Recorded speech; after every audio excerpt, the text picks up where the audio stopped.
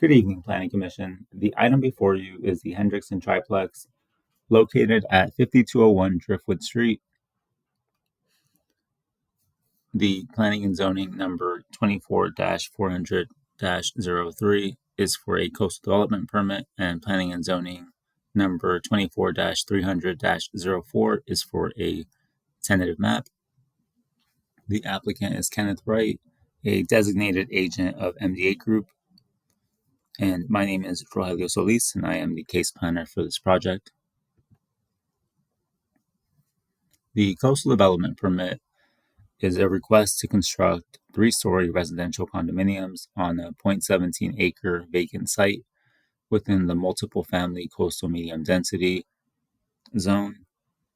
The proposed development includes 3 attached residential units comprised of a total of 6,957 square feet of habitable area, with each unit providing a 2-car attached garage and a subdivision of the existing lot into 4 lots, 3 residential units, and 1 common area. Here we have an image of the project location with the subject site being 5201 Driftwood Street.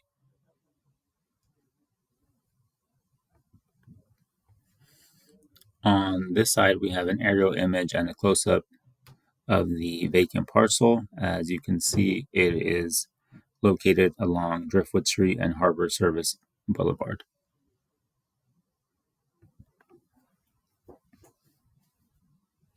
On this slide, we have a street view, specifically a view from South Harbor Service Boulevard looking west.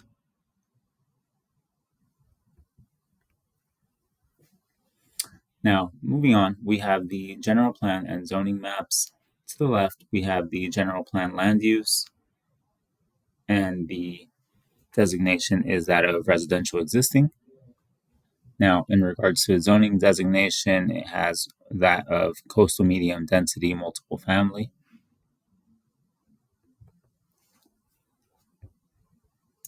Now, again, the subject site is 5201 Driftwood Street, and as we just mentioned, it has a general plan designation of residential existing and zoning designation of coastal medium density multiple family, and its existing land use is that of a vacant parcel.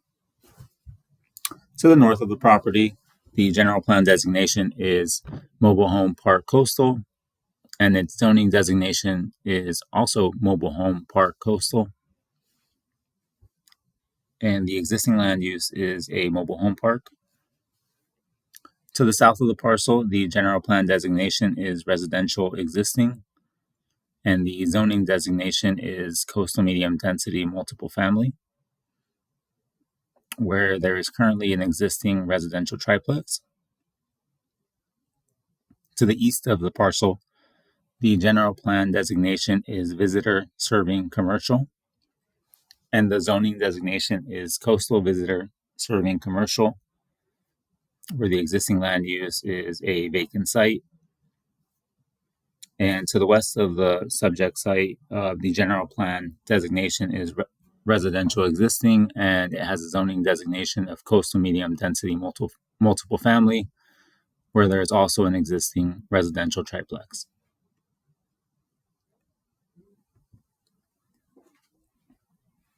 A bit of background on the project site. The project is located on one of the few remaining undeveloped parcels in the Oxnard Shores neighborhood.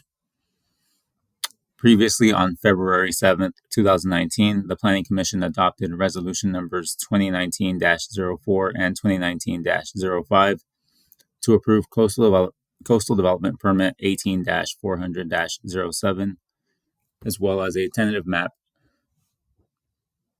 for 18-300-11 to subdivide for condominium purposes a 0.17 acre parcel, in addition to the construction of a 3-unit, 3-story residential structure.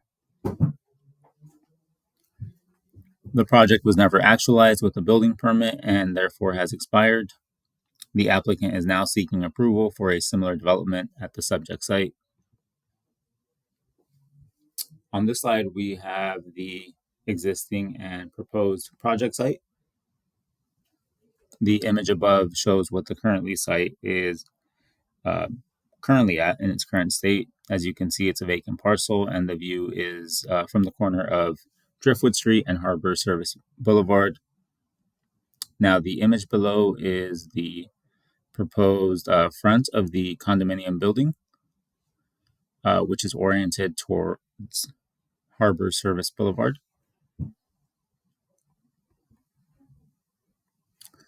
Here we have the site plan for the project. As you can see, there is quite a significant amount of landscaping along the perimeter of the parcel, specifically around Driftwood Street and Harbor Service Boulevard. You can also see the 3-unit condominium building with its attached garages.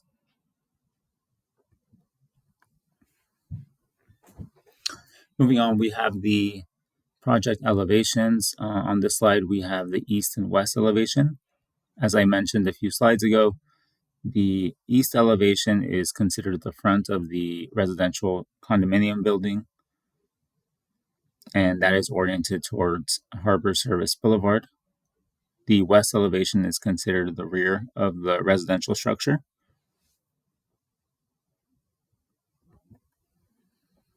Now here we have the north and south elevations. The north elevation is fronting the alleyway along Channel Way, and the south elevation is fronting Driftwood Street.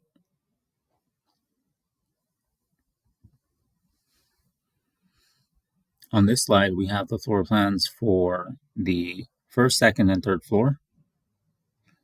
Each floor consists of having a bedroom and bathroom. The kitchen and living space is located on the second floor.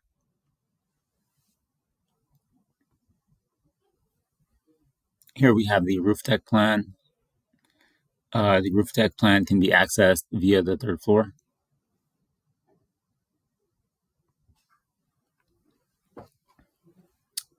Now on this slide, we have the general plan and local coastal plan consistency tables.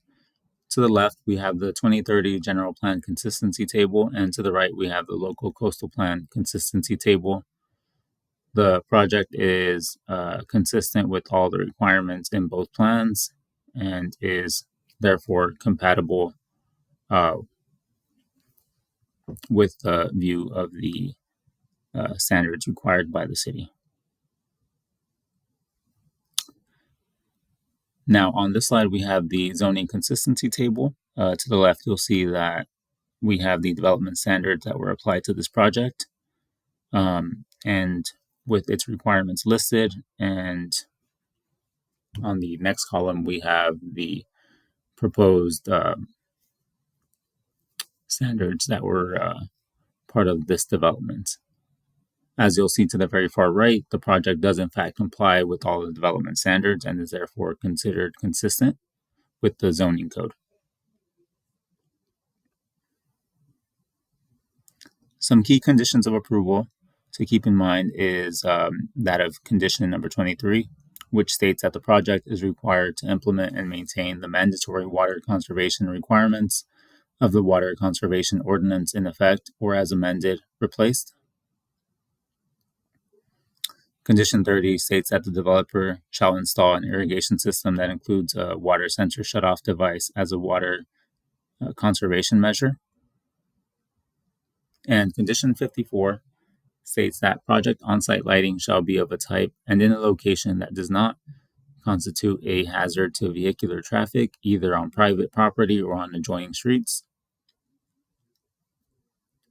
To prevent damage from vehicles, standards in parking areas shall be mounted on reinforced concrete pedestals or otherwise protected.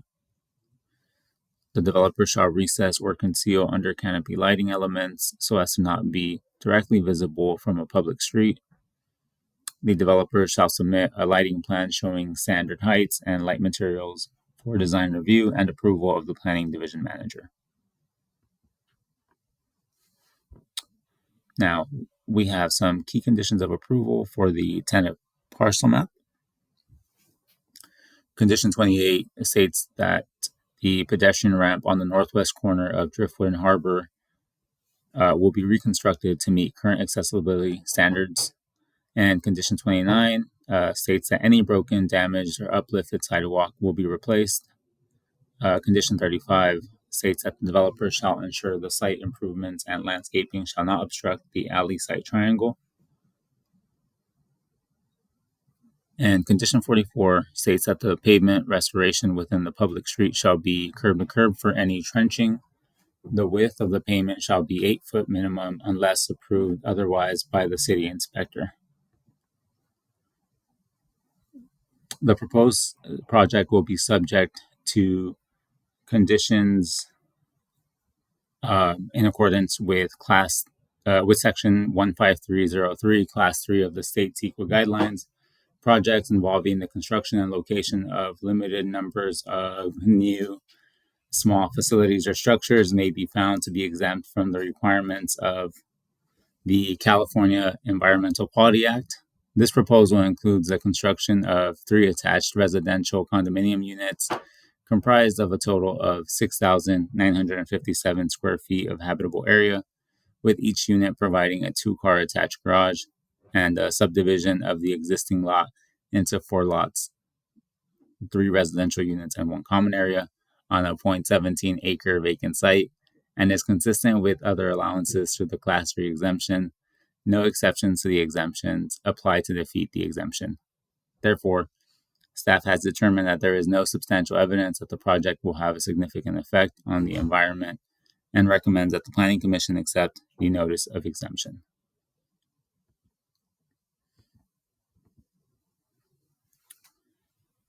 Now, based on the following discussion, staff recommends that the Planning Commission find the project to be categorically exempt from environmental review pursuant to the California Environmental Quality Act guidelines, section 15303, and adopt a resolution approving planning and zoning permit number 24-400-03, subject to certain findings and conditions, and adopt a resolution approving planning and zoning permit number 24-300-04 for a parcel map waiver, subject to certain findings and conditions.